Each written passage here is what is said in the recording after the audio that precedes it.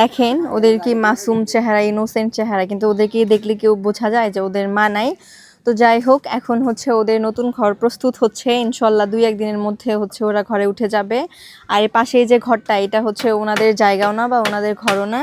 এখন ইনশাল্লাহ মোস্তফা আজাদ ভাইয়ার তরফ থেকে নতুন একটা ঘর পাইছে এতিম 2জন বাচ্চা। এই যে ঘরের কাজ চলতেছে চলমান।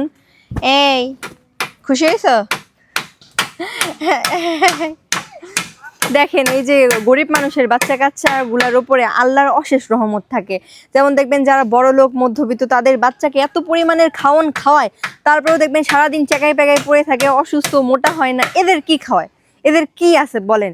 মানে একবেলা খাইতে পারলে আরেক বেলা ঠিক মতো খাইতে পারে না। দাদি হচ্ছে মানুষের বাসায় কাজকর্ম করে সংসারটা চালায়। তা দেখছেন ছেলের বাচ্চাটা কি গুল্লু মুল্লু চেহারা না? আর মেয়েটাও মাশাল্লাহ সুন্দর, কিন্তু যদি এরা পরিবেশের মধ্যে পাইতো, মাশাল্লাহ অনেক সুন্দর হয়ে যাইতো। এজন্য অত যত্ন না নিয়ে এই মাটির মধ্যে, কাদার মধ্যে ছেড়ে দেন, দেখবেন এমনি সুন্দর হয়ে যাবে।